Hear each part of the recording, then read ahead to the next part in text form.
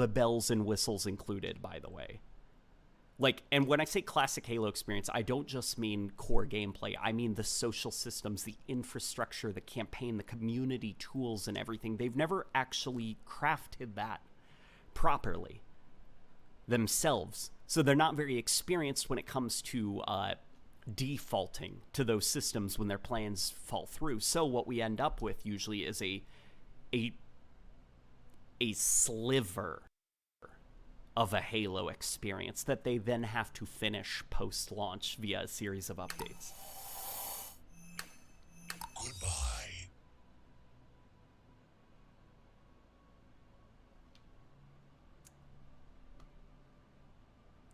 Wonder how many Squidward quotes you do in your grunt voice, or how many grunt quotes I could do in a Plankton voice, because I discovered on Twitch the other day, by the way, you should subscribe to my Twitch, I'm going to stream on there more.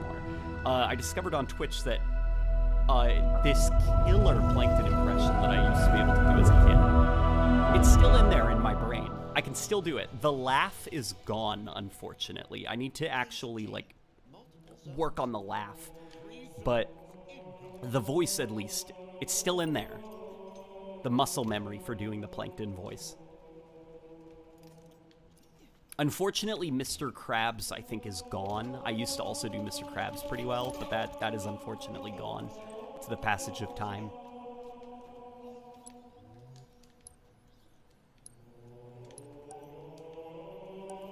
They could have added more vehicles and mechs.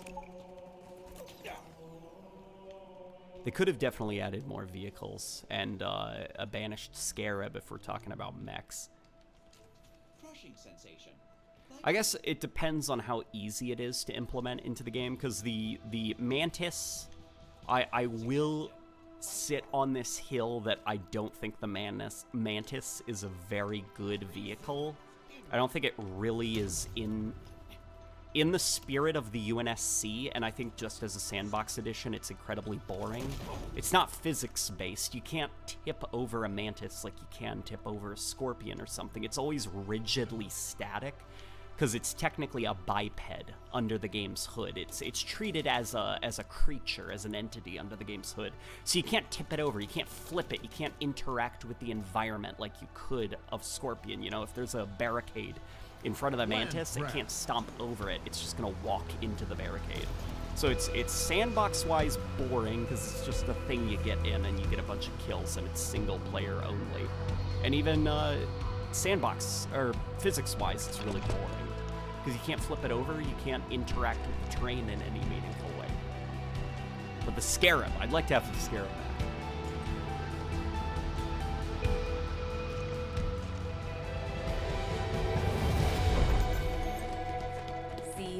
Okay, somebody's being a little bit silly Free zones incoming.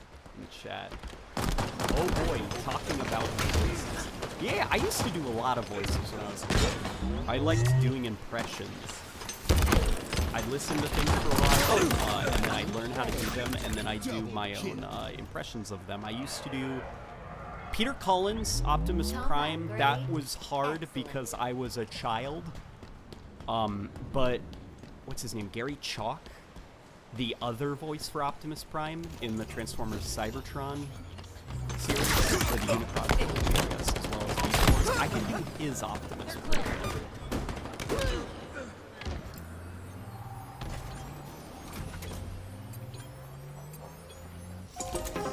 As well as Beast Wars Megatron. But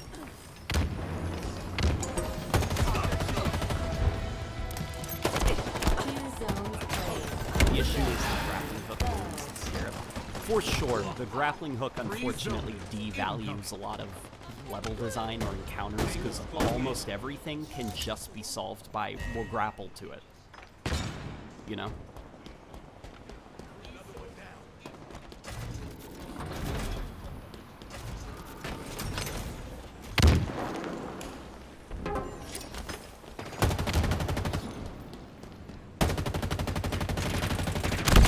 Like Truth and Reconciliation.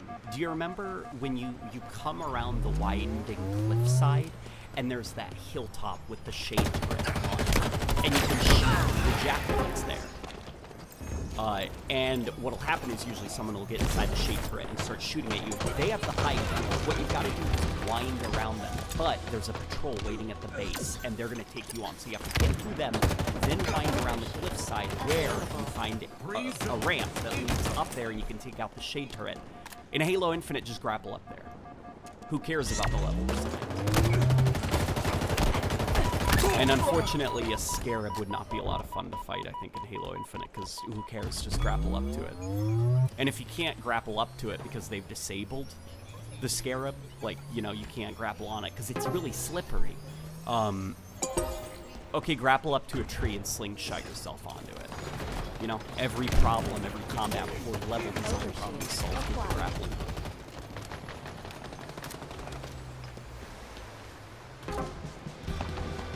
Hey, I think we got Kevin Cool X. How's your Kevin Cool X impression? Oh man, I need to work on the Kevin Cool X impression. Now that you're in here. Are players getting launched by the hammer more, asked Sandra? I did notice they improved the physics of the hammer, at least the rack.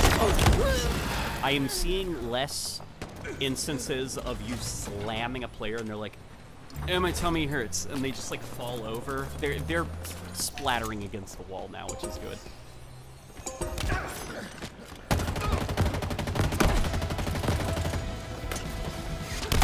What do you think of the Warframe teaser in the Game Awards? I'll be honest, I'm not the biggest Warframe player, and that's mostly just because Warframe is very dense, and so it's really hard for me to get into it, because it's like, I don't even know kind of where to start, I guess. And every time that I do start it, it feels kind of like a hour-long tutorial. And I get burnt out playing it before I've kind of like gotten invested, because I'm still 20 hours in learning new systems. And it also doesn't help that like Warframe, I think this is definitely good for Warframe's player base. By the way, I'm not advocating that they change this. Its universe and mythology is so claustrophobically dense and full of like capital letter names and things. Like, you know, the Tenno. I don't know what that means, but man, Warframe likes using that word a lot, and it probably would have been way easier for me to follow what was going on if they came up with like a more, I guess, English word for whatever a Tenno is.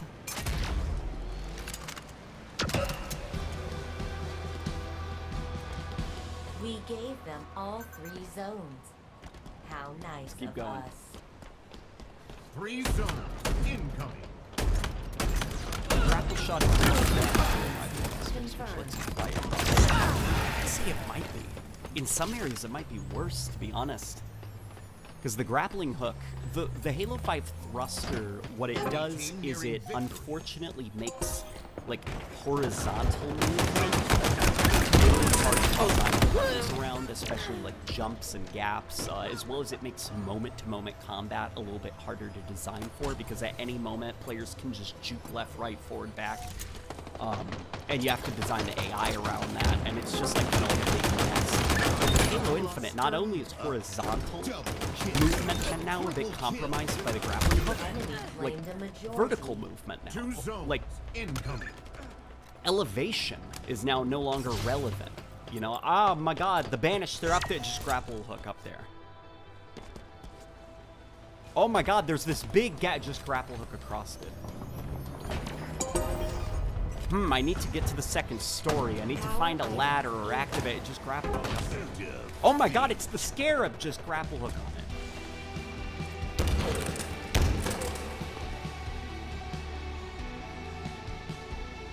To be frank, Infinite Legendary teaches you very quickly that just grapple up will get you Swiss cheesed by a dozen things. Equipment variation is key. Well, I'd say that's any Halo experience. Like, yeah, the hard mode is hard. Just normally, normal gameplay, just ignore the level design. I don't think that that's very fun. And it doesn't help also that, like, Halo isn't really a game about switching superpowers, you know? It's not Crysis. It could be Crysis if it wanted to, but unfortunately Halo Infinite, it's UX for switching between equipment is not very well designed. It feels almost like you're playing like a fighting game where you have to remember the button combos just to switch to the drop wall. So most of the time, just stick with the grappling hook. You can ignore the level design, you can get around fast. Just don't be out in the open, because dude, it's legendary.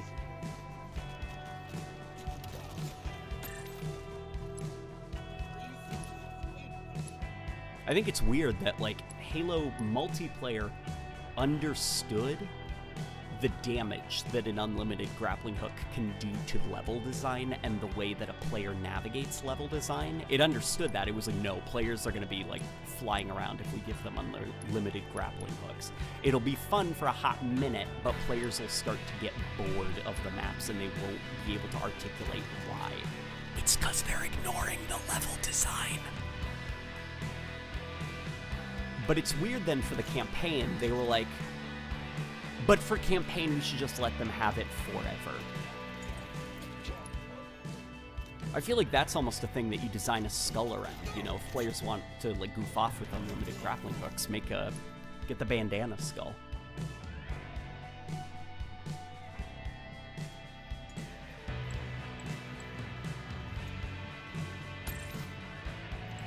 I think Jackal snipers are a good counter to the grappling hook.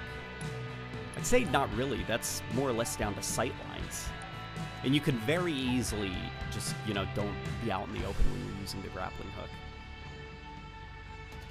I do think the grappling hook harms level design more than it helps it. It's kind of the same problem that Anthem had, where a lot of ex-BioWare developers said, like, we designed a game where your primary ability was flight, so elevation was off the table.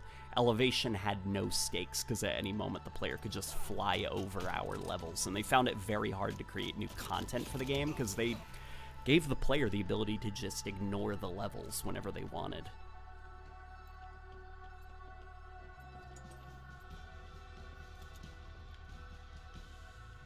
How else are they supposed to put that much equipment on an Xbox controller? There aren't enough buttons. There are a couple ways. You do a wheel, you hold down a button, and a wheel pops up.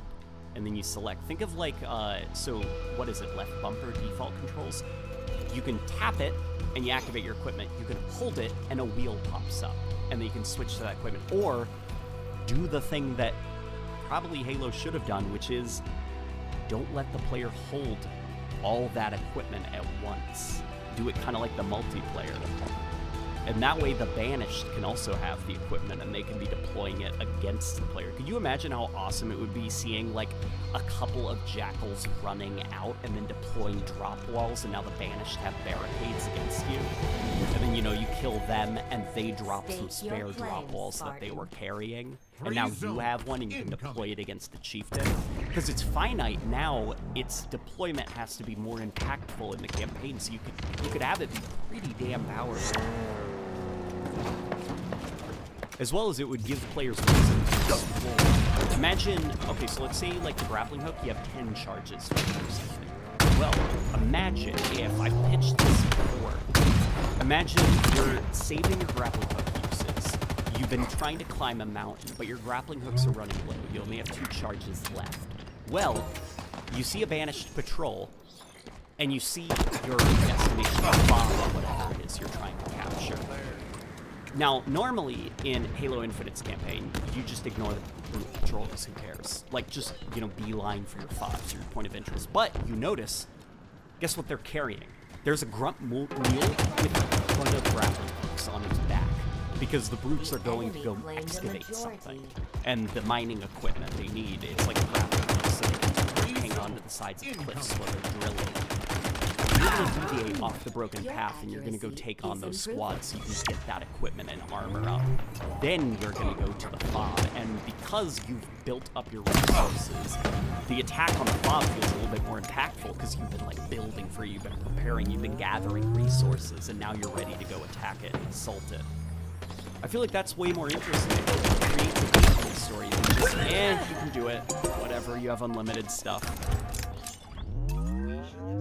You know, and then people complain. They're like, it feels like there's nothing to do in the open world. It's like, yeah, because they gave everything to do to the player. They gave the player an unlimited amount of it. Active camo. Inbound.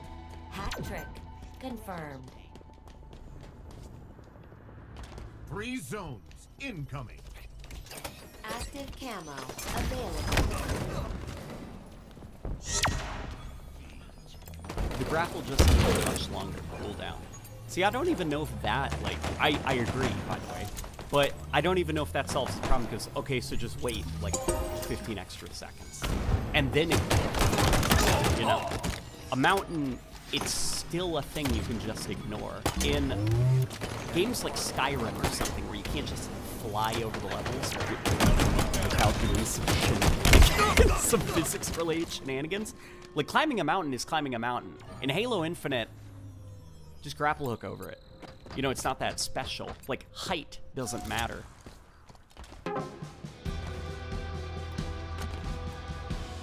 Never played Crisis, but Infinite's campaign equipment feels like Doom Power Eternal's. weapons on the Neat way. interactions like max drop wall and more Wraith mortars. It's definitely a lot like Power Crisis, weapons available. mixed with Doom, but a shallow version of those systems. I don't think it's nearly as like well designed, I guess, as it comes across as very kind of like cobbled together, rather than like an idea that the whole gameplay was designed from the beginning. Even like the upgrade path, Confirmed. where it's like, I don't know, the upgrade path feels almost useless. So when I've been using the grappling hook a lot, and I find an upgrade core, the drop wall is useless to start out with. Why? And it's hard to switch to because of how bad the controls are. Why am I going to invest like money into the drop wall to make it a little bit less useless Active camo when I could just inbound. upgrade my grappling Free hook, zone. which, you know, allows me to ignore the level design and also kind of cheese it up. Active It's- camo available. It's a similar situation to actually, if you guys remember Battlefield Hardline's campaign, it Killing spree. rewarded you, it Accolade rewarded you secured. points that you could spend on guns. And arresting people awarded you with the most amount of points to spend on guns. So arresting people rewarded you with things that didn't incentivize Serial you postcard. Dispatch. to play, like, non-lethally, you know? And with Halo Infinite, it's like those upgrades, all that does is encourage me to stick with one piece of equipment, because I want that equipment to be even better and more overpowered. I'm not going to suddenly start using the drop wall, because its cooldown timer is now 25% faster. I'm just going to throw that into the grapple. The enemy claimed a majority. Jack Cooper says Free zones 343 already incoming. changed the name of the Juneteenth emblem. Too late. People already saw the racist burn. Racist. Oh dear. What did Halo do this time? E Production says they really fumbled theater, huh? What a shame. Yeah, that also sucks. That like that's kind of what we were talking about before, where it feels like certain parts of 343 they don't have a good understanding of a classic Halo experience, being all the social systems together. So for them, they view it as, well, it's theater mode. Like, Hooray. you know, it's theater mode. Like, it's just a thing that we have to zones make. And like, it's okay. Is it broken? Yeah. Okay, whatever. Whereas with Bungie, they had actually invested and built up the theater mode, the tech for it and stuff. They understood the importance of it, and they went out of their way to make sure to innovate with each release. With Halo Reach, they even figured out how to get campaign to work, which wasn't a thing in Halo 3's theater mode. You know, with Halo Infinite, it just kind of feels like, you know, 343 is inheriting a lot of things that Bungie did, and because of that, there isn't that emotional investment in making it better than what came before.